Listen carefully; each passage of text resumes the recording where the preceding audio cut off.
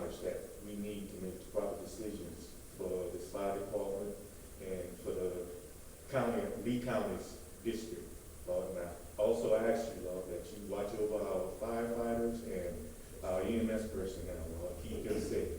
They're risking their lives on a daily basis, Lord. Pray that you just watch over them and keep them safe and make sure that they can come home after they complete their missions. Lord, these and all blessings we pray in your son, in Jesus' name, amen. Amen.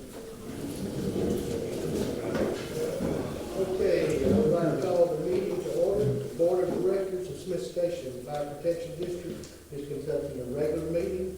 The meeting is being held at Smith Station Fire Protection District, Station 150 Lee Road 430 in Smith Station, Alabama. The date is 12/5/2023 and the time is 7:34 p.m. I am the acting chairman tonight. My name is Walter Cox. Diane Corbin will be recording the minutes. Prior notice was provided in accordance with the State of Alabama Code, Section 36-25A-3. I will now take roll to establish a quorum. Director Peterson.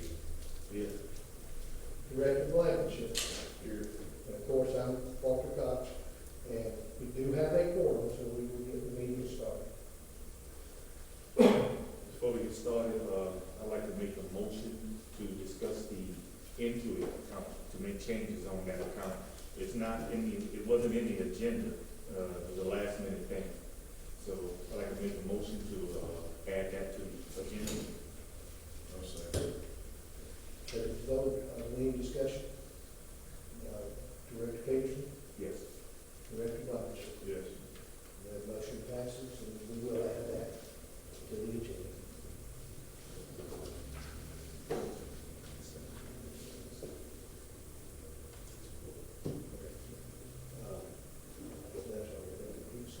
Yeah.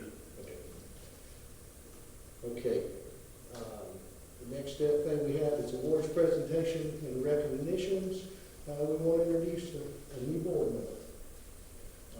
This is Mr. Shane Blankenship, and he was appointed by Commissioner Long in the last county commission meeting. This is why we were able to have a quorum, and I want to apologize to everybody that we weren't able to have a quorum meeting last month because we were short of personnel. So we got a lot of stuff to discuss on this agenda today, and again, I'd like to welcome Mr. Shane Blankenship to the board. Okay, gentlemen, we have the consent agenda that we have looked at with all of the expenses that we have paid over the last couple of months that need to be paid. And we also have the minutes from the last meeting that was in October.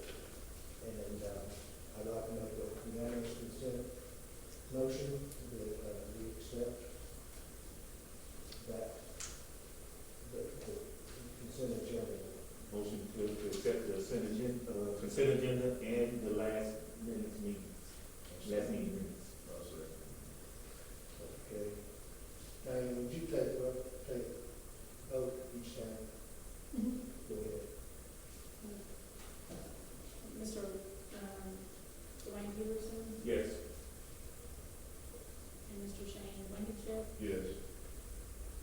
Okay, well, we will accept the consent agenda and the minutes. Do we want to go over a couple of things with y'all on the financials? That's our next step. Okay. During the month of October,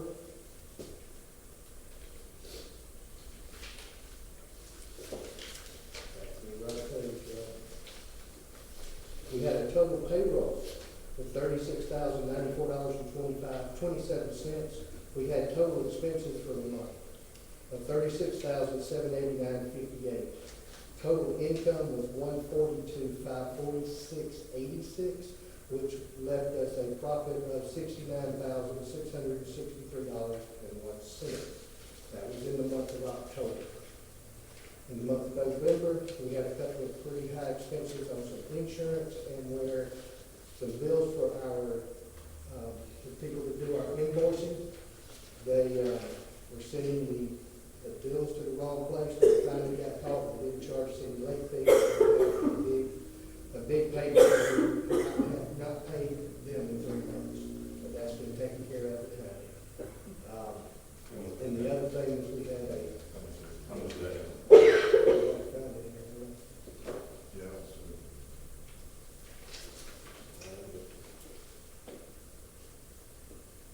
Insurance is. okay, it was $15,087.05 over the 3-month period.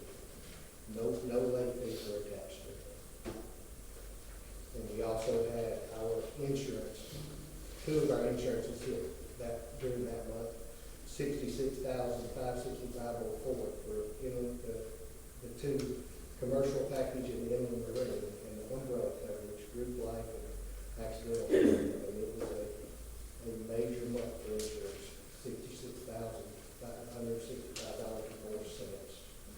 Okay, for the month of November, total payroll was $42,851.84. Total expenses was $98,028.10. Income was $98,521.91. That's an actual loss of $42,358.03 for the month of November.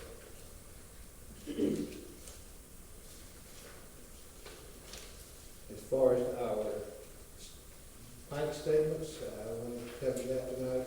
Smith Station Fire Protection District operating account is $468,065.45. The old Smith Station Fire and Rescue operating account that we don't currently use, we're getting ready to consolidate some of these funds here real soon, was $44,842.27.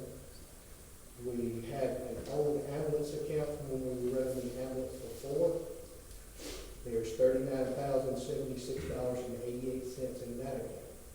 In our savings at the Atlanta Postal Credit Union, we have a total there of $152,230.85.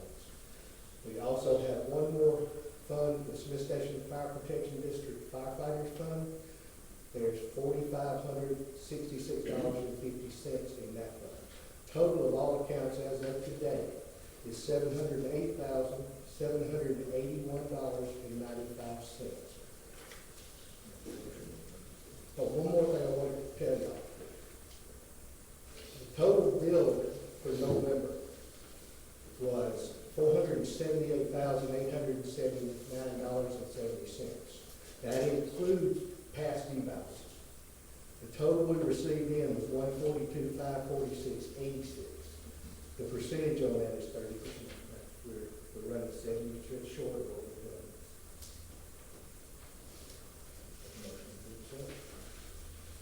Motion to accept the financial report? second.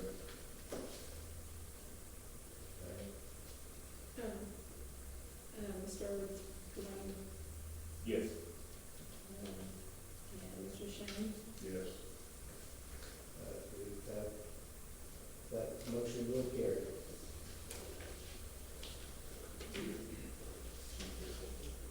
Okay, next on the agenda is the chief report. Blake will be bringing that to us.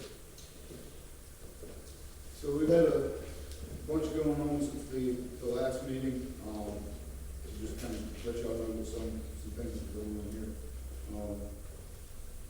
In the last couple of months, so October and November, the department's answered a total of about 450 calls for service. We transported 122 patients to the hospital, so about 38% of our patient encounters were our ambulance is transporting to the hospital. Since the October meeting, we've retained 2 attorneys. We've got Sanford and Benson's representing or serving as our general counsel. We've got Lucy and Corey that are handling some concurrent matters for us. So we've got some prices on the door locks. That was requested by the board to get prices, approximately $5,500 to rekey all 6 fire stations exterior door locks. Those locks would be a cycle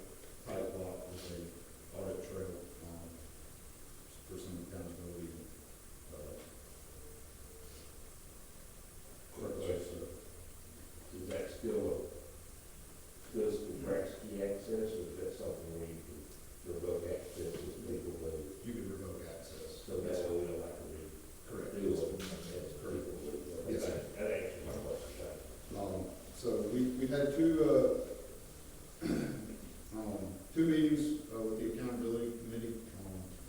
So we've kind of gotten an idea of where some of their concerns and ideas and whatnot. And looking forward to continuing to work with them to help move the department forward. Our billing office has had a number of return checks, submitted to us, and so we're asking the board, tonight through a resolution to adopt a bad check charge of $30 a check. Check with some local businesses, kind of going rates between $30 and $38 per check. So requesting the board to take action on that. We've got some hardship considerations before the board tonight. And you have the criteria for those.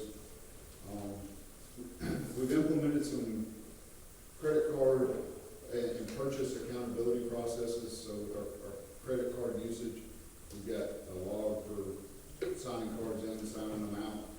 We're looking to get away from making the majority of our purchases on a credit card to go into individual accounts, to make the accounting piece hopefully a little bit easier. We've implemented a purchase order policy so that all of our purchases are pre-approved before purchases are made and whatnot, and to help with the tracking of our purchases from determining the need to pay the bill. One of the things that was mentioned a few minutes ago was the cost of our billing system. Wanted to make the board aware that it is costing us $46,000 a month for billing. I know that was something the accountability committee had brought to our attention. So looking at potentially changing some things down the road with board approval and whatnot. The IT company's scheduled to start their services on December the 19th, so they'll be here on site, putting some of their hardware in and things like that. Still working to fill a vacancy for the EMT position on the ambulance. To date, we've received 6 completed applications, conducted interviews with 5 of the 6 applicants, and are working through filling that position. So, one of the resolutions you have before you tonight is a volunteer stipend. One of the things that we have done in the past is to use volunteers in their availability to fill gaps on the ambulance. So with that, without creating an employer-employee relationship, the Department of Labor and FLSA has some very specific guidelines that we have to follow. One of those is the 20% rule. So just looking to compensate, provide a nominal fee for our volunteers that are given up, availability to help us keep that truck in service. So our EMS supervisor, Gabrielle Dakota, has been working with a new medical director. We're working through some specifics on kind of what that relationship would look like. Once we get those finalized, we'll get those to the board for final approval, on a contract kind of thing. With the old, the medical director that you had before, we got her to extend. Is she still in that role? To my understanding, nothing has changed there until we get the contract with the new worked out. So, another resolution you have before you is setting a holiday schedule. To define the department's holidays, paid holidays, things like that for staff, administrative and operations staff. That schedule follows the federal holiday list. Another resolution you have before you, we use a system called Fire Recovery when there's a wreck or a structure fire. There's typically lines written in insurance that would pay a certain amount. That money, in the past, we've billed those insurance companies to gain money for our firefighter fund. The money in that account is strictly used for our volunteer members to do things like our annual Christmas dinner, or when we conduct trainings to provide a meal to them or something like that. So they have suggested updating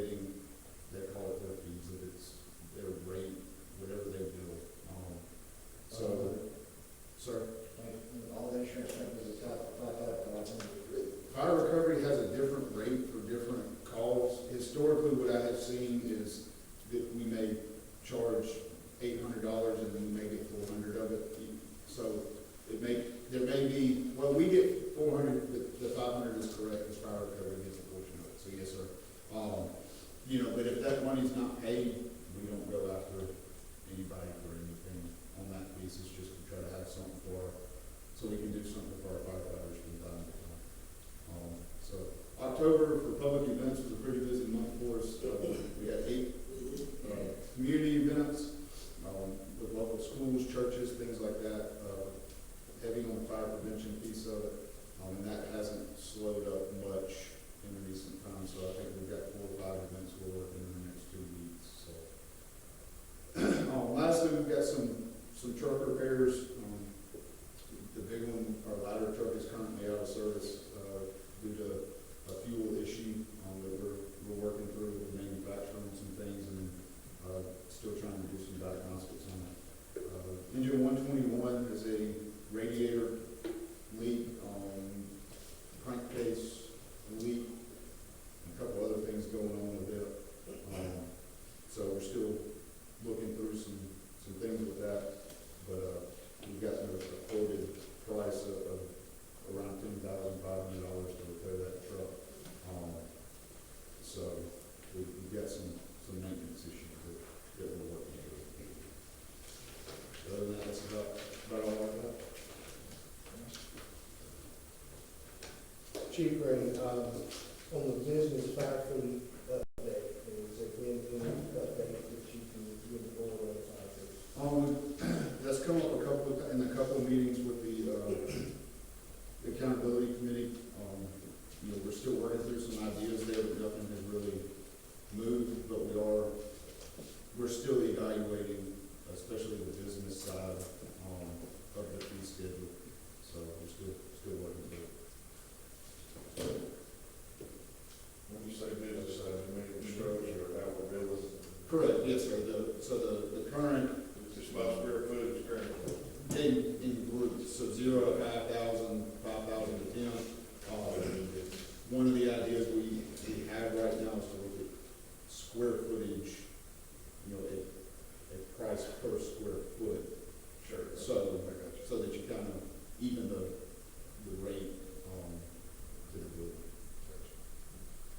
The purpose is to make these fire fees, especially for businesses, fair. As fair as possible. There was some concern about the current fees, so that's why the accountability committee is looking at it.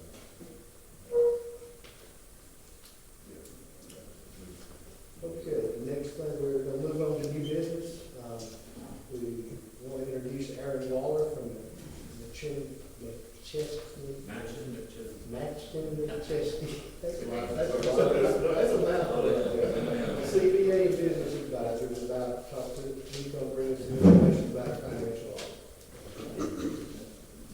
I won't make this very long, even though I'm standing at the podium. Blake reached out to me about 2 months ago, asking about the difference between a financial statement audit versus a forensic audit. Our firm performs financial statement audits. I've been doing municipal audit for 30 years. I'll start with the forensic audit first. That's something that's a one-time type audit, and it's geared toward, if you think there's misappropriation of assets, fraud, theft, anything like that. The Department of Examiners for the state employees, they have a accounting division. The Lee County District Attorney would have to request a forensic audit from the Department of Examiners. Blake had talked to them, and based on one of my audit managers worked for the state for 25 years. And they can also do financial statement audits as well. They're about 3 years behind, but you just do staffing. Forensic audit, like I say, with the district attorney's office going to request that. Still might be a little bit of timing there, but I mean, I don't have any skin in that game. I just know enough that you can request it. Financial statement audit is what we do. Our firm audit various cities, towns, boards, and such throughout the area. We've been doing it, like I said, for 30 years. We have staff of roughly 60 people total, counting admin and payroll and stuff. Typically in an audit, financial statement audit, we substantially test the account balances for just about everything on the balance sheet. Of course, you got a lot of equipment and that kind of stuff. We verify new asset additions and all that, make sure all the records are right. Ultimately, we produce a set of financial statements that are audited. We typically have adjustments for various things like reclassing repairs to a capital asset, adjusting depreciation, fixing payroll liabilities and stuff like that. Ultimately, you get a set of financial statements that are fully adjusted. And what that can be used for is for management purposes. At least, you know what how everything should have been reported, we move expenses around and such.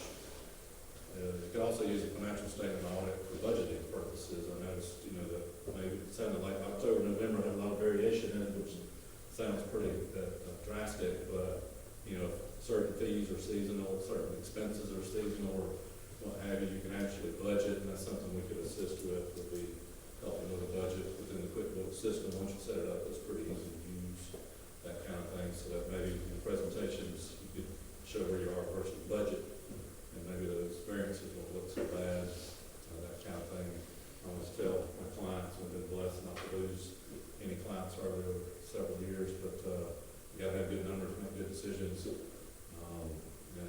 Just in my experience doing this for 30 years, similar type entities that haven't had an audit in a while, that first year is always a little tough getting things adjusted, but over time you see, that reserve starts going up as you're making good decisions with good numbers. Part of our audit is we do look at internal controls, and it sounds like you guys are already implementing recently some new things with credit cards and such, policies on that. In our audit each year, we do a risk assessment where we look at the cash receipts cycle and follow some of that through and see if controls are there. Same thing for cash disbursements, all the expenses. We look at that cycle. We look at the payroll cycle, stuff like that, the billing cycle, and we follow it through and to see if, internal controls are being actually implemented. You might say you have a policy, but you're not following it. So anyway, ultimately with an audit, we'll have a financial statement on our letterhead that's fully adjusted with footnotes describing everything that you read in it. But we also produce what we call a report on internal control. And we always do a presentation to a board or a council once we complete the audit and say, here's, the numbers, have like a 2-page cheat sheet of what you're looking at. In the internal control report, we might mention deficiencies in the processes, where there's a lack of segregation of duties, or someone else should be looking at this, that, and the other, and checks and balances, so you ultimately get a report like that as well. Entity this size, a financial statement audit takes us about 200 hours to do, top to bottom. And typically we do the planning, the risk assessment takes us 1 day, and then ultimately once we get a trial balance later, if you have a September year end, we'll do the risk assessment 1 day in October. When the books are closed out and QuickBooks is reconciled, we'll import that to our audit software, start doing all of our procedures. We do confirm certain things like bank balances to make sure they actually match. You confirm that with third parties and other things. Another component of that is the compliance testing, grant and fire fees, it's public funds, you're assessing a fee to the citizens. We'll look through the charter and stuff like that to see what that's supposed to be spent on and that type of stuff, and see if there's any state law tied to that, and we'll actually test that for compliance. And if there's if you receive any kind of grants like that, we'll read those grant agreements, compare what you spent the money on to what you said you were going to spend the money on, and that kind of stuff. So that's part of financial statement audit as well. It's got a compliance component to it. So that's kind of my song and dance. Anybody have any questions? One quick question. Just what you end up producing, we're creating worthiness for buying expensive new equipment, but I can imagine the bank not wanting some sort of proof that the money is in the. Yeah, I mean, if you have any kind What of, income is that? if you have any kind of financing that you require, if you finance trucks and stuff like that, I mean, they may ask for an audit, it might affect your interest rate if you have an audit compared to not having an audit. Yeah, I mean, if they have from a CPA firm, an audited set of financial statements, it's always a good thing, especially when you're dealing with public funds. It could, allow for, lower interest rates. I worked for about 40 years with underwriting, never even had anything to do with it. So, Yeah, I'm for sure sure. all careful about that. And if the district is looking at obtaining grants for various things, all granting agencies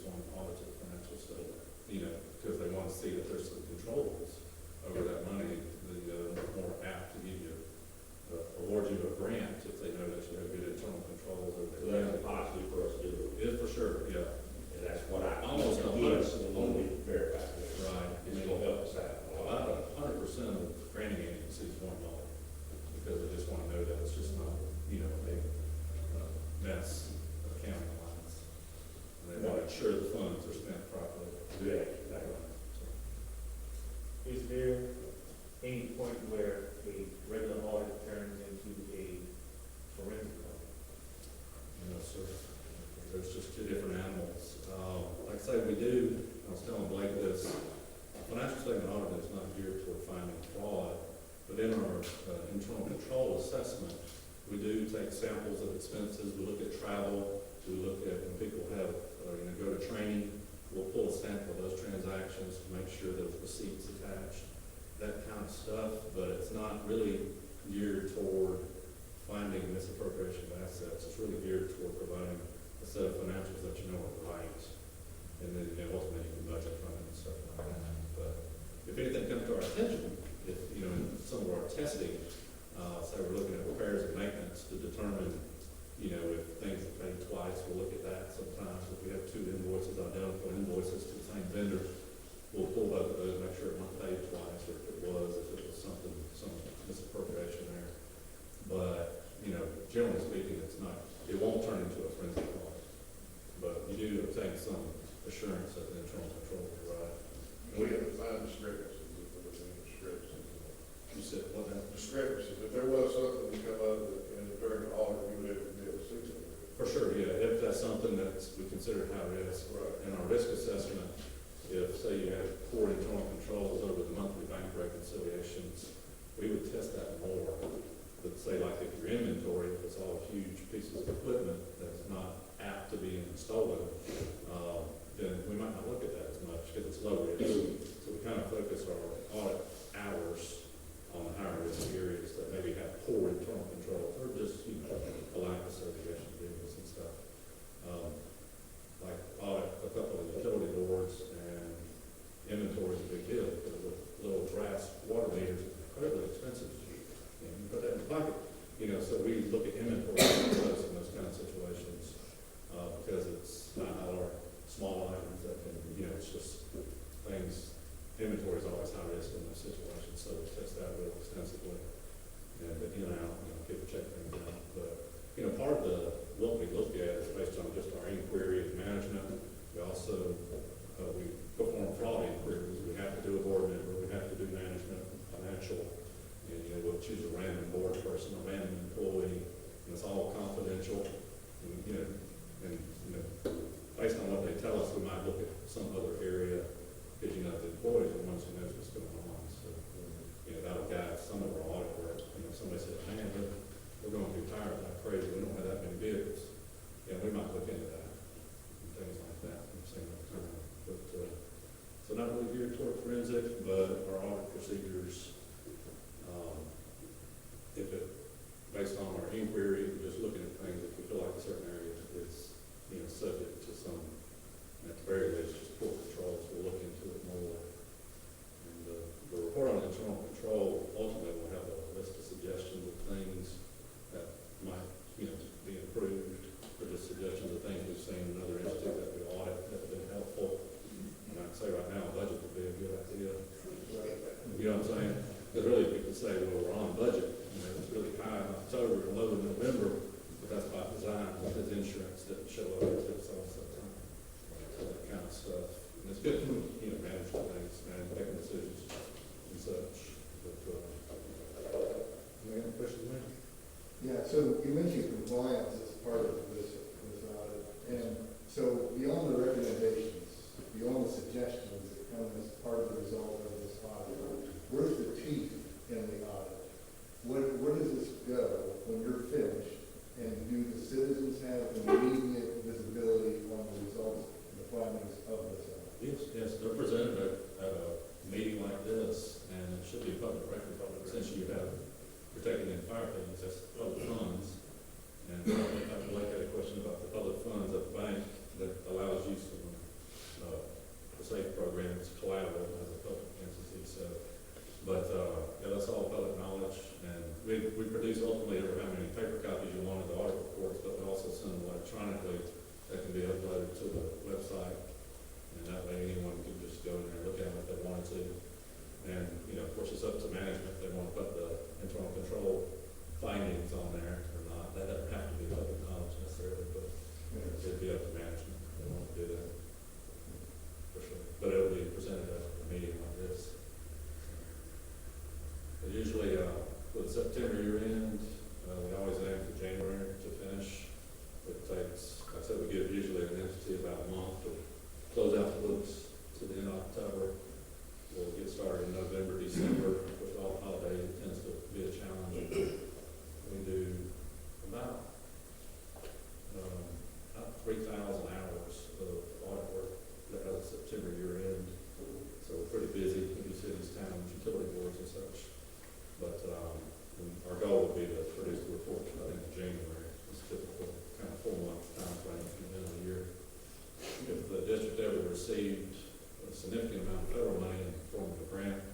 $750,000, you're required to have what they call a single audit, which is straight up grant compliance. It's got nothing to do with your financial statements. It's just, we take that federal compliance supplement from that federal agency, be it Department of Transportation, Justice Department, and we go through those compliance requirements and compare it to what the money was spent on, and get payroll verified and all this kind of stuff. There's a lot of requirements when you get grant monies, and that would be part of an audit as well. So, I feel like it's very useful. It's just, you know, I say over time, I've noticed with my clients that haven't in a while, it's incredibly helpful over time, for sure. Mr. Waller, we sure appreciate you. Absolutely. To us tonight, presenting. For sure. If anybody has any questions, I'll be here. I got some cards in, if anybody wants to contact me later, email, or text, let me know, I'll respond quickly. Yeah. Cool, thank you. Okay, the next thing in, new business, is we need to deal with some of these resolutions that were brought to our attention by Chief Green, on the bad check charges.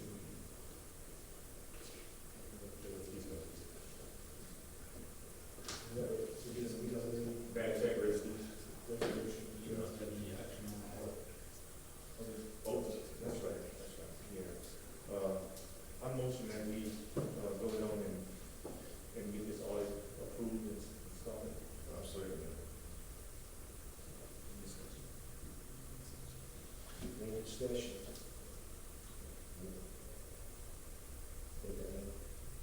Mr. Dwayne Peterson, Yes. and Mr. Shane Bowman. Yes. And that motion passes, and we will move forward to that. Okay, you have on the bad check charge resolution, This is resolution number 1223-01. Whereas the members of the board of directors of the Smith Station Fire Protection District have fiduciary responsibility to conduct the business of the Fire Protection District, and whereas the board of directors of the Smith Station Fire Protection District met on December 5th, 2023, for a regularly scheduled meeting, and whereas said meeting was properly and legally noticed as required by the Alabama Open Meetings Act, and whereas a proper quorum of the board of directors was present, and whereas a proper motion and second was made, and whereas a majority vote, the board of directors carried the motion, and whereas the board of directors found it wise and necessary to set a policy regarding bad checks submitted to the fire protection billing office. Now therefore be it resolved, the board of directors of the Smith Station Fire Protection District hereby creates and establishes a $30 fee for any return checks. I'd make a motion. Motion to second on the top. any discussion? These bad check fees, are they in line with the bank insurance? The bank currently charges us $6 a check, for the return check. Okay. And we, Right, the proposed fee is in line with what most businesses are charging. okay. That would seem to be one of the, can they, anything that one code sets that as a maximum fee for most people, because of the headache of doing it, Yes. stay around the max. By the time you do get your money. Yeah, I mean, that talks it, the ones that don't. In fact, their collection services, how you go out on all this, do it for the fee, and I was out on, they gave me $6, and then they did the collection, at the, There is no further discussion, and Diane, you have the vote. Mr. Shane Bowman, Yes. and Mr. Dwayne. Yes. Okay, the motion passes, and we will start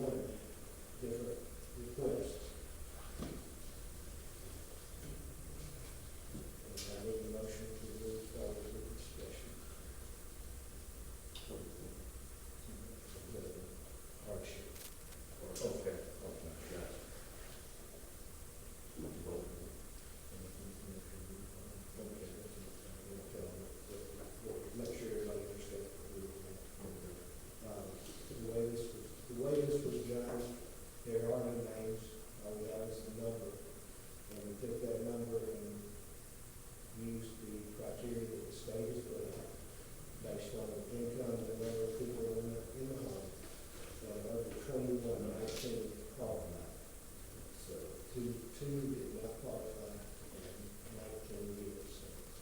So what I need is a motion to move forward with So the guidelines are their state number of occupants in the home and their income. Motion to approve. I'll say. Any discussion? Any further? Now, this is, we have applications for individuals to come here and pick up and then fill out, turn back in. Mr. Dwayne Peterson, Yes. and Mr. Shane Blankenship. Yes. Okay, that motion carries.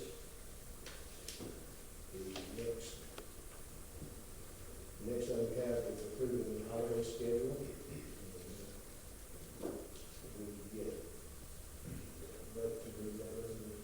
This is resolution number 1223-02, whereas the members of the board of directors for the Smith Station Fire Protection District have fiduciary responsibility to conduct the business of the Fire Protection District, whereas the board of directors for the Smith Station Fire Protection District met on December 5th, 2023 for the regularly scheduled meeting, and whereas said meeting was properly and legally noticed as required by the Alabama Open Meetings Act, and whereas a proper quorum of the board of directors was present, and there was a proper motion and a second to the meeting, whereas a majority vote of the board of directors carried the motion, and whereas the board of directors found it wise and expedient and necessary to set a policy defining the holidays when the administrative offices will close, and administrative staff will receive paid time off, and operational staff will receive holiday pay.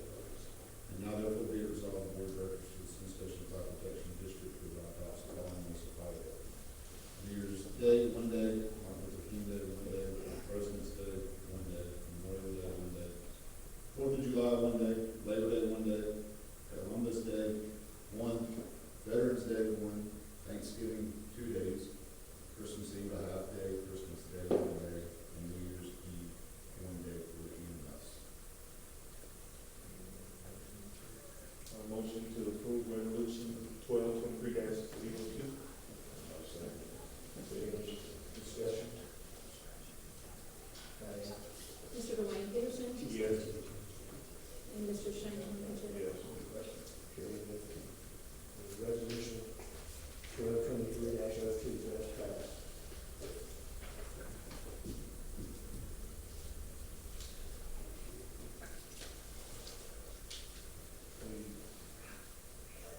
We talked about adding this to the agenda for the public meeting notice. Remember we had it first, start with.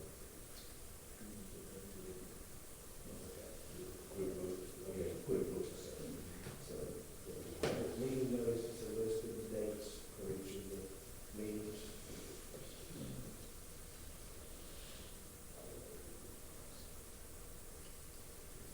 That's also posted online, actually.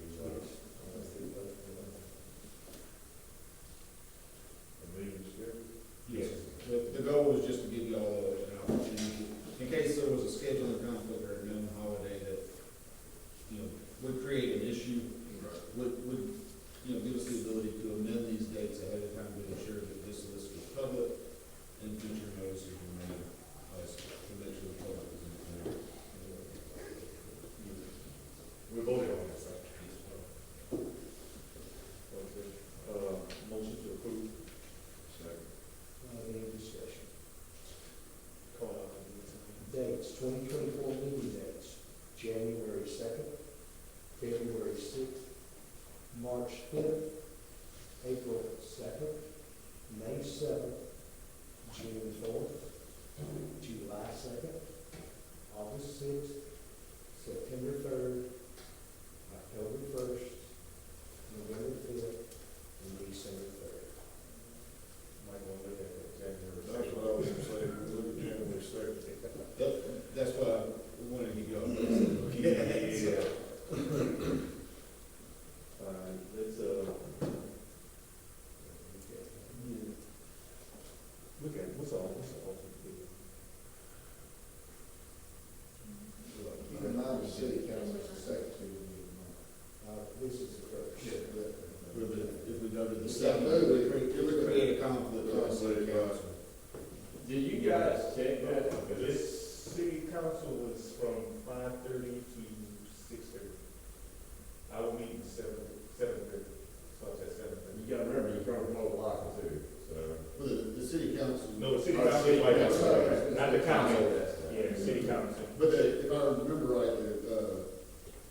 commission is that night. Yeah, the reason I ask is because a lot of these meetings that are being held, so you get to the Smith Station City Council meeting, they hold it on the nights you have awards at Smith Station Hospital.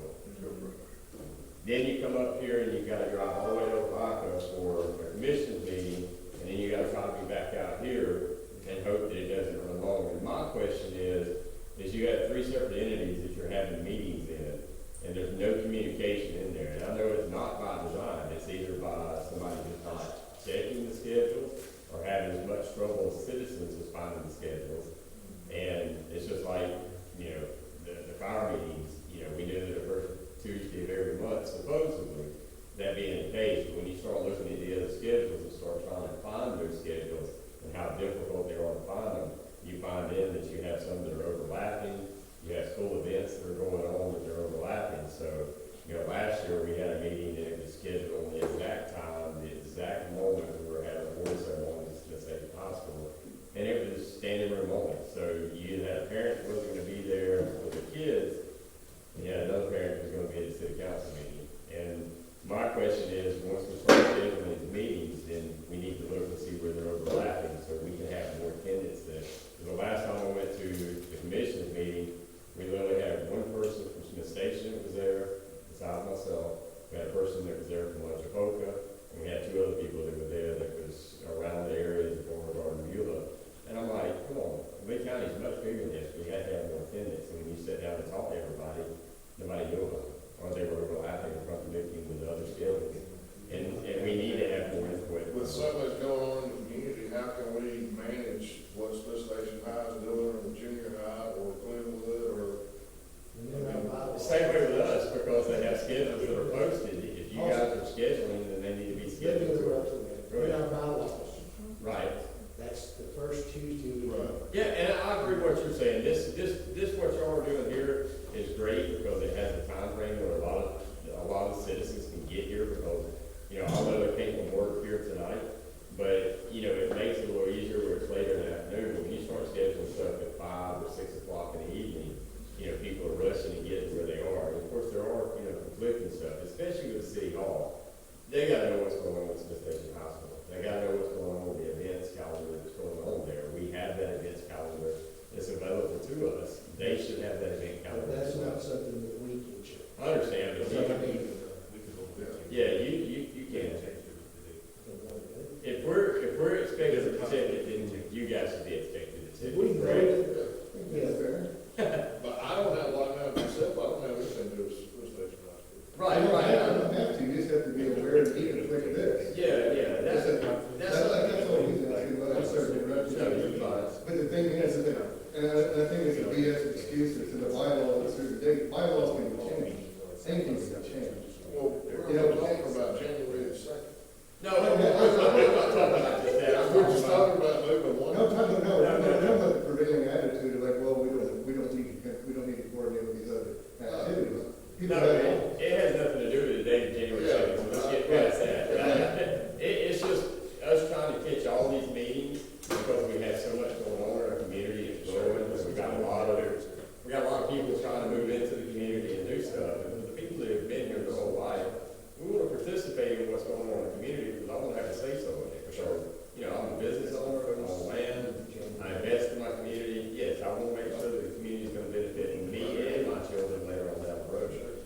So that's all I'm saying is, you know, if we've got it, it's just like when you guys went over to the Smith Station City Council meeting the other night, I was fortunate enough to catch it on TV because we couldn't find the date when it was scheduled. And that was something that was tabled at the last meeting, was the fire fees for the businesses, and you guys addressed that in the city council meeting. And when you looked at the number of people who were there, it was obvious that it wasn't posted properly because there would be more people there for that. Because we did not have a meeting in November. So we'd have been there, had a little bit of say there, we could have carried what we got there to here and continue to address what we had in the last meeting. And that's my argument with it is we need to be able to get to these meetings. So if you guys have time to get to the meetings and you know where they are, the citizens shouldn't have that much of a problem to find out when these meetings are. And if they are overlapping, then it needs to be addressed in each one of those individual meetings so that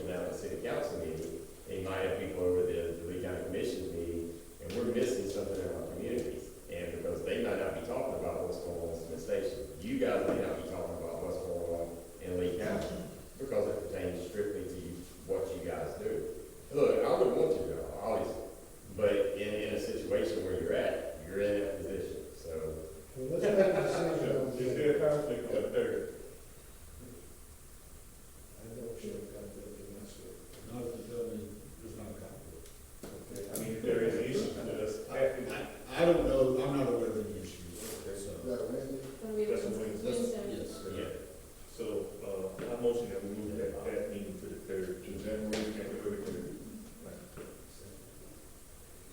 Would that be a bylaw that just got changed? This is an individual relationship. I'm sorry, but you understand what I'm saying. As far as the board goes, do we have any further discussion on what's that?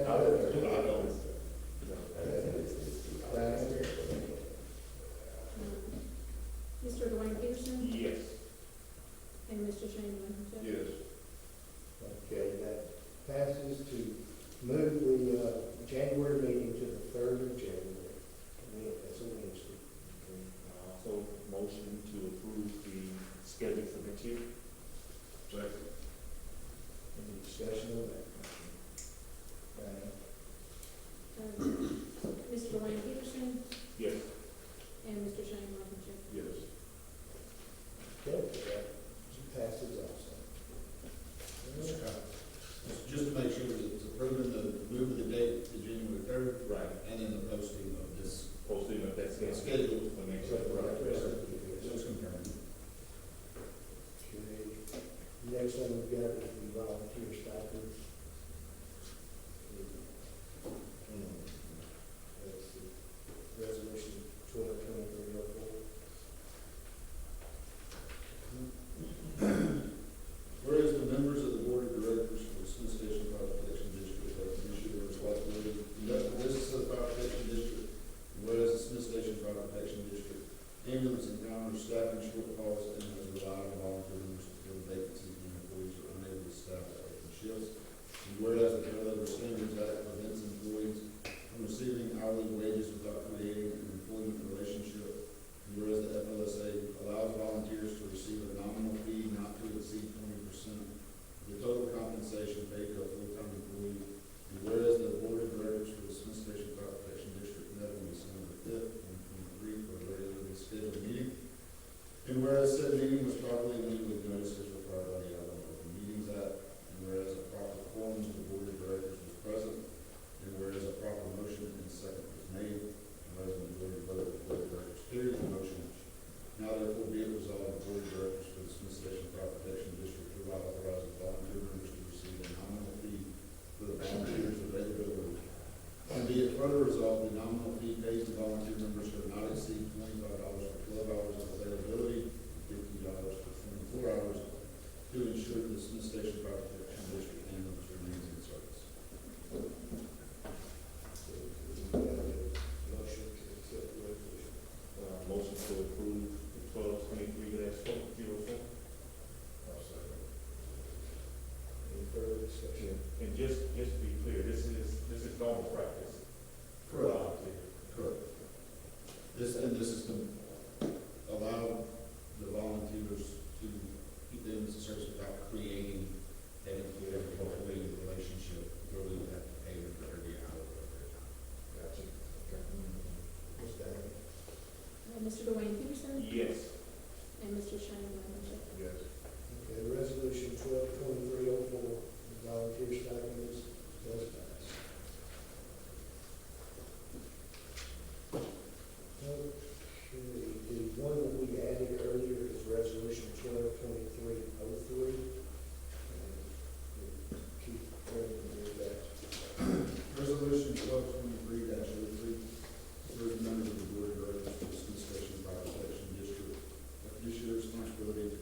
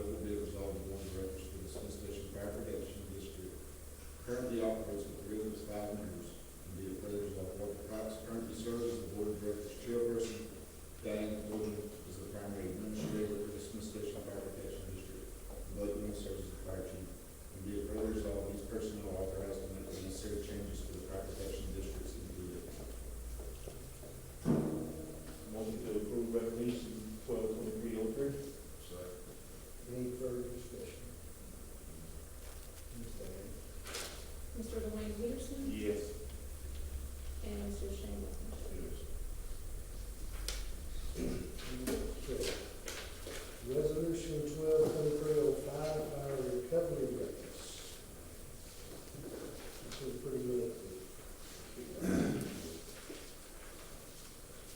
Resolution 1223-05, a resolution establishing and implementing a program to change mitigation rates for the deployment of emergency and non-emergency services by the fire department for services provided, rendered by, or dismissed station fire master. Whereas the emergency services response activity to incidents continues to increase each year, environmental protection requirements involving equipment and training, and homeland security regulations involving equipment and training, creating additional demands on all operational aspects of the fire department services. And whereas the fire department has investigated different methods to maintain a high level of quality of emergency and non-emergency service capability throughout times of constantly increasing service demands. For maintaining an effective response by the fire department decreases the cost of incidents to insurance carriers, businesses, and individuals through timely and effective management of emergency situations, saving lives and reducing property and environmental damage. Whereas raising real property tax to meet the increase in service demands should not be fair when the responsible parties should be held accountable for their actions. And whereas the board of the Smith Station Fire Department desires to implement a fair and equitable procedure by which to collect said mitigation rates and shall establish a billing system in accordance with the laws, regulations, and guidelines. Now therefore be it ordained by the board of directors of the Smith Station Fire and Rescue, the Smith Station Fire and Rescue shall initiate mitigation rates for the delivery of emergency and non-emergency services by the fire department, personnel, supplies, and equipment to the scene of emergency and non-emergency incidents as listed in Exhibit A. The mitigation rate shall be based on actual cost of services and that which is usual, customary, or responsible as shown in Exhibit A, which may include any services, personnel, supplies, and equipment, and with baselines established by addendum to this document. Section 2, a claim shall be filed to the responsible parties through their insurance carrier. In some circumstances, the responsible party will be duly directed. Section 3, the fire department's board may make rules or regulations, and from time to time may amend, revoke, or add rules and regulations not consistent with this section as they may be necessary or expedient in respect to billing for these mitigation rates or the collection thereof. Section 4, it is found and determined that all formal actions of this board concerning relating to the adoption of this resolution or adopting open meetings of this board, that all deliberations of this board and any of its committees that resulted in such formal actions were in accordance with all legal requirements as in the codified resolutions of the board. Section 5, this resolution shall be effective on the date of adoption. Section 6, mitigation rates listed in Exhibit A will increase by 7.1% annually based on the annual percentage increase in the consumer price index as developed by the Bureau of Labor Statistics of the U.S. Department of Labor. Whichever rate adjustments will occur on the anniversary date of this ordinance resolution to keep the fire department's cost recovery program in conformity with increasing operating expenses. So that's you would be charging people for the service. Just the insurance companies, not the individual themselves. He mentioned it earlier, Yeah, but now we're just reading the resolution for it. Well, you were saying that they can't go over $500. yeah, they got capped, every insurance company I checked with, they got capped about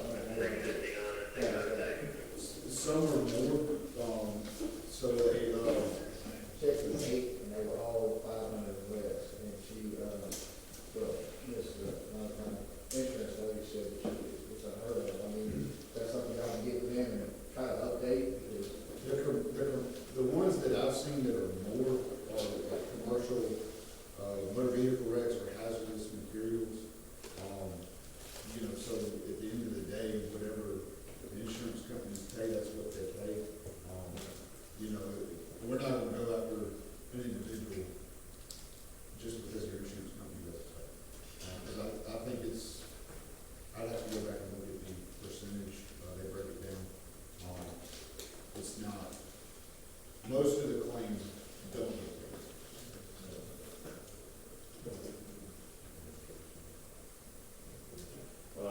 Motion to approve resolution 1223-05. Further discussion. Are these rates, where are these rates from? Just, Just, those are from fire recovery from the company. and is that, is this what you're saying we would be billing to the insurance company? Correct. And we just let them pay whatever they pay? Correct.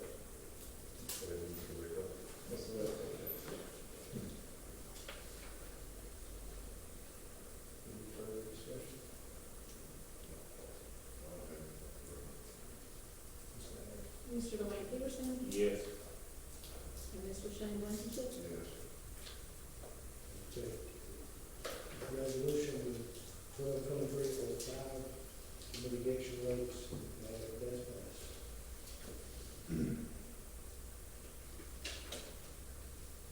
Okay, other, next agenda item is the budget for 2023-24. We're actually looking at that one right now. And that's something we need to try to clarify at this point. We have a motion to discuss. Make a motion to discuss the budget. Second.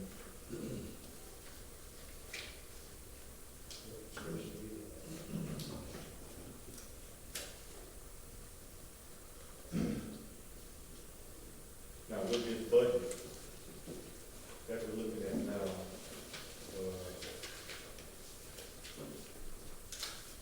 this will be possibly adjusted once the audit is complete, right? And then you guys make a suggestion of whether we need to up or down on the budget. Yeah, most entities, none of them will do a budget adjustment 6 months in, which is March 31st, which you can do at any meeting, you know, to amend the budget, you know, once the audit is completed. If that's January, maybe it's February meeting, you might look at it. So I think your state Typically, January and January. thought for the audit. Yeah. Right, okay, understand. Yeah. Yeah. And, just to expand on that a little bit, with our current, the previous year's budget, line items, as y'all have seen in the profit and loss statements, they were very broad. It's not, I wouldn't call it a typical line item budget. It's not like that encountered before. This would help us be more accountable with what are we spending in these different categories and these specific lines to make sure that when we're talking truck maintenance, we're not just talking truck maintenance, we're talking truck maintenance on that ladder, that individual things, so that it's more like. Correct. Specific item. Correct. And we're able to show, like Aaron said, yes, we spent $66,000 in November for insurance, but that's the only time that expense is incurred, so that percentage is, that's on track with what we budgeted, so forth and so forth. You can use the QuickBooks, which is very granular.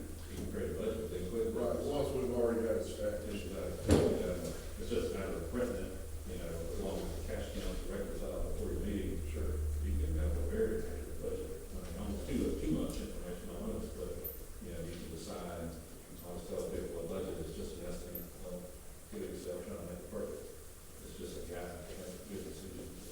And This this is will be like a baseline that we can adjust as we go into the year. the goal would be to stay within the parameters of that line item. You know, but one of the things that I've heard from the community is look at the last 12 months of our financial statements, and it's hard to follow kind of where we've spent some money and how things have gone. Being able to print a report that shows we're staying within the budget, we spent, it's September and we spent 60% on loose equipment, we've been responsible there, but maintenance, we may have been at 110%, hopefully make it easier for everybody to track and be accountable for where the money's going and things like that. Any further discussion? I have a motion that we pass this budget. Motion that we approve the 2024 budget proposal. Any further discussion? Ms. Adams? Mr. Dwayne Peterson. Yes. And Mr. Shane Blankenship. Yeah. Okay, 2023-2024 budget has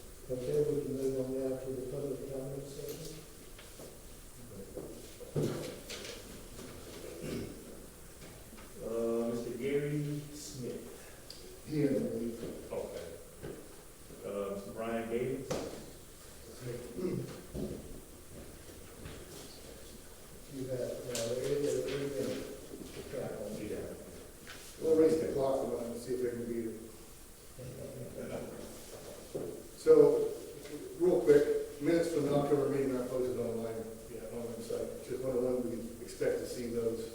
Tomorrow. Okay. They're not posted until this week. Okay. Well, we're in December, I was just hoping we'd get to see them now. We have meetings. I understand. Supposed to have 12 meetings per calendar year too, so just as a FYI. So I like to make a presumption of innocence that people do things, they do the right things most of the time because that's what they want to do, and that's the way they're wired. I know we've had a lot of heated discussions, a lot of heated comments from people in the community about what happened, you know, what has been happening in the Fire Protection District. But sometimes you can have well-intentioned people who don't have good guidance or good guardrails to discharge their duties. You know, something I've learned in 25 years of military service is you either change the people or you change the people. So I don't know if you know how to, you know, if you know this, I apologize if you don't, you know, just want to connect the dots for you. Board is responsible and accountable for this. How does that work? They get appointed by the Lee County Commission. 4 out of 5 divisions get appointed by the Lee County Commission, nominated by different district commissioners. Gary Long gets 2 nominations, District 4 and District 5 get 1, and then the Smith Station City Council gets 1, appointed by a simple majority. Where have we been during all that concern that we've been expressing to citizens? Have they taken an interest to come and meetings? Have they come down and expressed any concern? I haven't seen that. I don't know if anybody else has. We talk about accountability. How do we do it? We do it through votes. We do it by the people who are empowered to appoint the leadership for the organization. We've already had some change, maybe that's a good thing. But I guarantee if we don't have the recommendations followed and put into policy, the same thing, we're going to be in the same spot. Maybe it's a year, maybe it's 2 years down the road. It's going to happen. And that's my concern. And that's why I'm running against Gary Long for District 3 County Commission seat. If you want to talk about that afterwards, I'll be here, I'll make myself available, and we can talk about your ideas and your suggestions and your concerns. I haven't heard a lot of them tonight. I think I'm the last person who was actually signed in to do any comments. And I did beat the clock by 10 seconds. Thank you, Shane. Mr. Joe?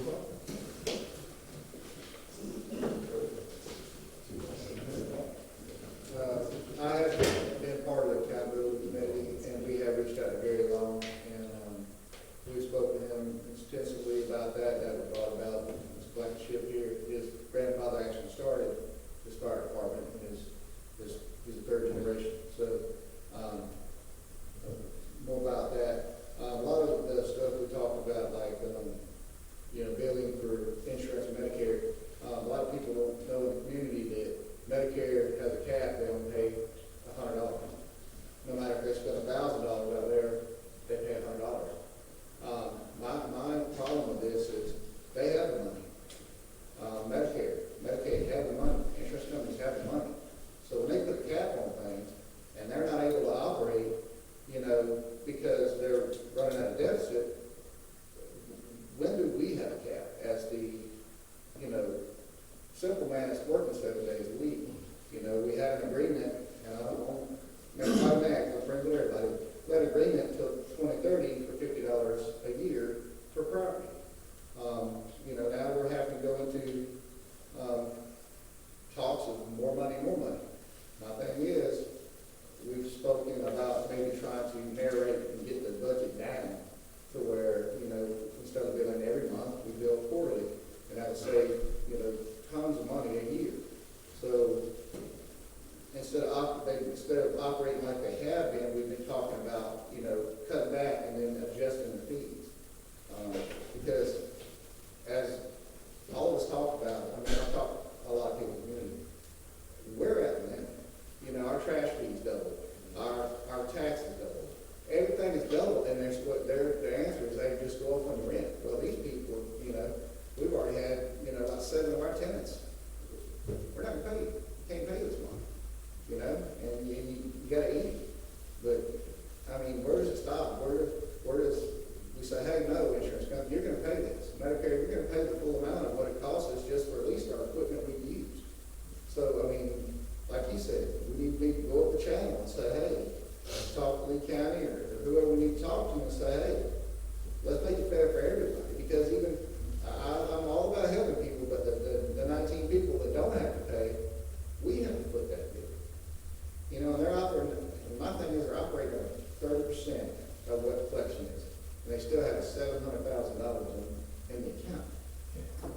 I mean, that, I'm not trying to say, so that tells you right there, I'm not trying to say I don't want them to have the money to operate, but I'm trying to say that shows you right there, they're 30% and they got 700,000 account. So imagine how much they have for all of them, for all this stuff. You know, and we just gotta come together and come to, you know, hey, this is what works. And we are working on that. And me and him both have sat in this and met with them several times. And they are working on it. The old, everyone wants to nail on them, but a lot of the problems I feel are gone. And they have been very open and everything we've asked of them, they have provided.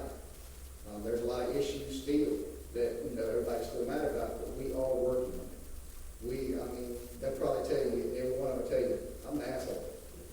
I get right to the point, I don't care, I hurt your feelings, but, and we've had some heated conversations. But my bottom line is, I'm here for the people that work every day. You know, they asked me to do this, Bubba called me himself, Lord bless him, but, and got me involved in this, because he knew I'm, you know, trying to get to the bottom of it. But my time's up, so. Thank you. Mr. Moore. I don't want to mess his name up, so if I do. Just say that. Matt, okay, Matt. So, I guess going to the accounting part of it, you talk about going from a regular accounting to a forensics accounting, to at least an audit. So, my question is, if you find anything that's abnormal to what you're looking for, who is accountable for that once you find that? Is that something that's going to be brought to the public? Board of Management, we issue a report, actually a third report called Audit Community Letter, Right. where we spell out auditor responsibilities, those charged with governance, which is the board, management. They get a report if we point out things that are either unusual or that had large adjustments and that kind of stuff. in that So- report. Once those anomalies are detected, Joe, is it up to the director, the chief, to say, hey, this is where it's going, and then the DA steps in and does a forensic audit to figure out what's going on? That's the question I have there. Yeah, well, I mean, the district attorney's office would have to request it. Right. Right. State Department of Examination, so it just depends on the issues that are noted. You know, if we find something in a financial statement on it, they're gonna know about it. Right. Now, who's gonna run that up the flagpole and make sure there's accountability? That's what we can, we have kind of say with it right now until the audit is done. Right. If any wrongdoing is found, we're gonna turn it over to So that- an investigation. Let me give us, three of you that was there, so you guys are gonna make sure that that's something that's run up the flagpole, and if there's any accountability. Right, so if there's any accountability that needs to be held, us as citizens are gonna ensure that accountability is gonna be done, so the board of directors is gonna take care of theirs, the chief's gonna take care of his. We decided, So misaccountability, I'm sorry, I didn't interrupt. The misaccountability of putting the money in the wrong budget Right. line item. I mean, that's We no. find money missing. I've done budgets for companies that We do find $1 money million missing. a year. We find assets that walk out the door. Right, As a member of that committee, I want to let it slide. right, that's I what want I'm to asking. make sure that the legal process is followed, whatever that process is. Right. And I'm not attorney to give you the specifics, but I will not turn it like that. Right, and that's what, all right, breaking off of that, so we know that it's gonna be run up the flagpole, there's gonna be some accountability there. Next thing is correlation to the fire fees. You guys said your fire collection fees are down. You need to talk to the people that are collecting that, whether it be online or whatever the case is. We have a direct deposit that's taken out of our account every month that goes into your fire fee. And still to this date, they still have not taken it out. So you're on a phone where it's shows pending, those fees have not been collected.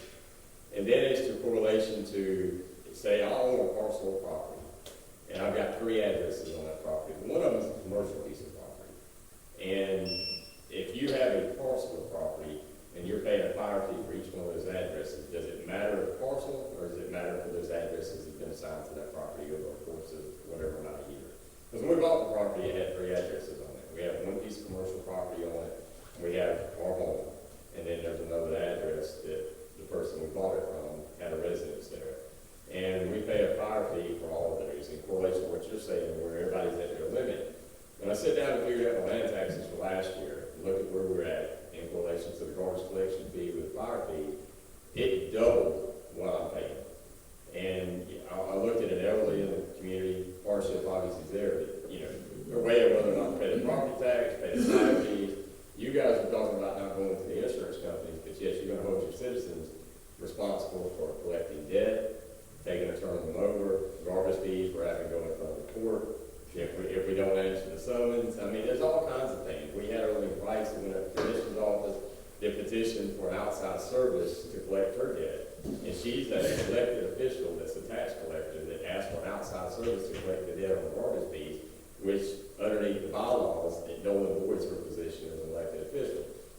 Get into that, but everyone that's having to pay these garbage collection fees, these fire fees, the excess fees that you guys have tabled for the businesses, and everything that goes along with that, there's a substantial amount of money. You're talking about real money that's actually being done, and then you guys are talking about not getting your fees. The service that you have, that we're paying for with those taxes, are not even collecting the debt for you. You guys want to get your bad checks taken care of, muddle them up, take them down to DA. You'll get them taken care of quick. I promise you. I used to do it. I was a manager, operations manager for Walmart for almost 13 years.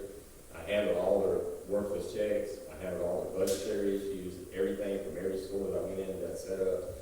You go to Quicken Books, you can do it through Excel, you can itemize all that stuff out to be able to get your budget correct.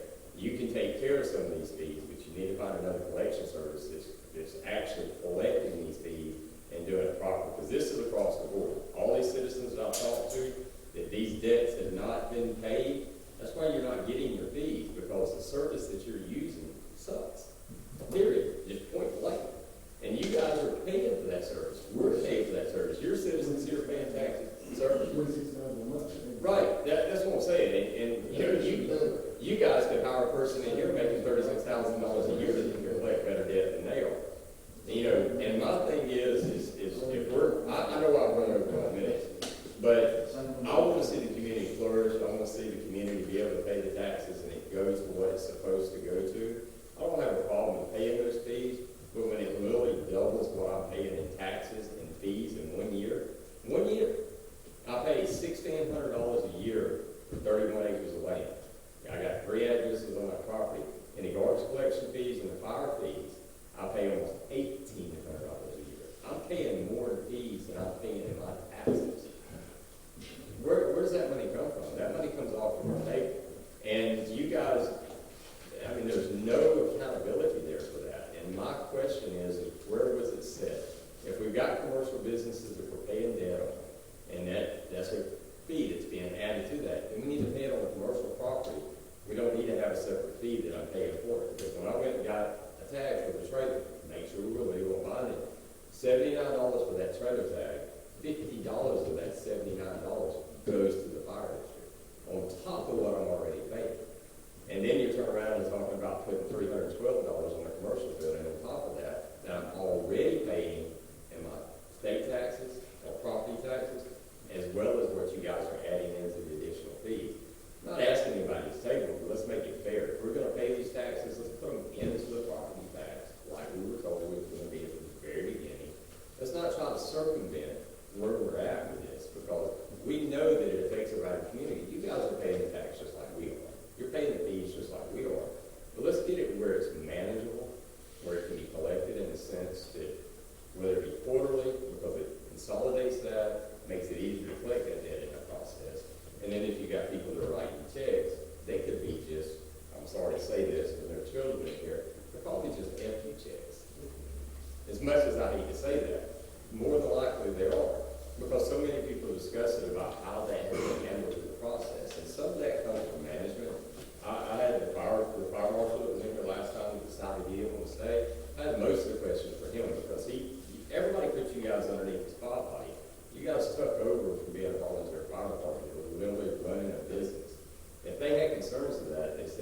sent you guys to the fire college and gave you some administrative training during that process, that you were able to do your job more efficiently. So I'm not gonna push you under the spotlight, because obviously you guys have made that point, that changes are being made. And give the guys an opportunity to do that. You got an oversight committee that's doing that as well. But let's get these fees taken care of. Let's get them addressed to where we know that they're manageable. Because, you know, we're still a volunteer fire department, I guess, to some aspect. Do y'all know when it's going to municipalities? Yeah, has anybody asked that, or? So part of the budget approval was to, included in that budget was for the line item for us to hire part-time Right. firefighters.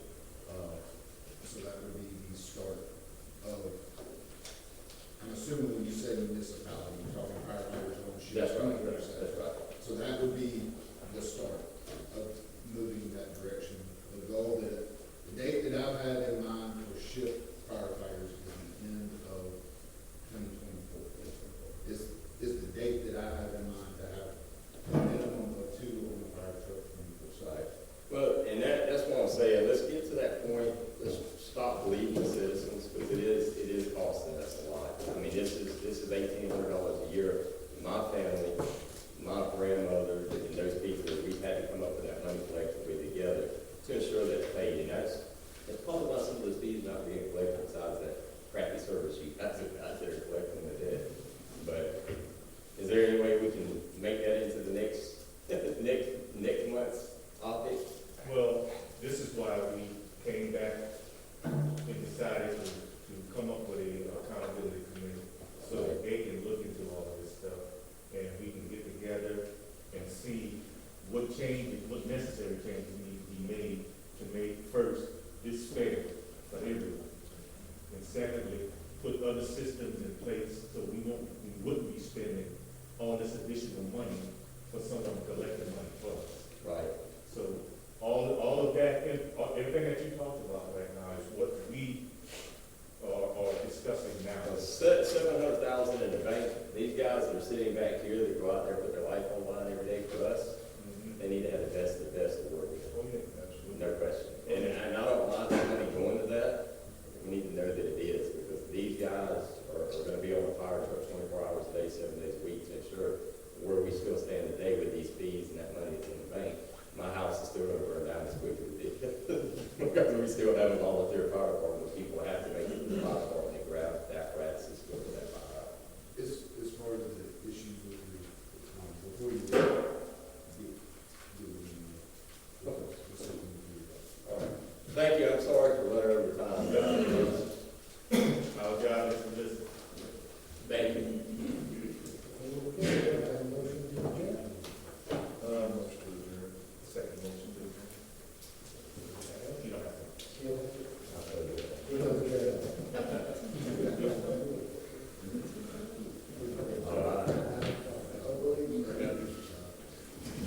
I mean, it's something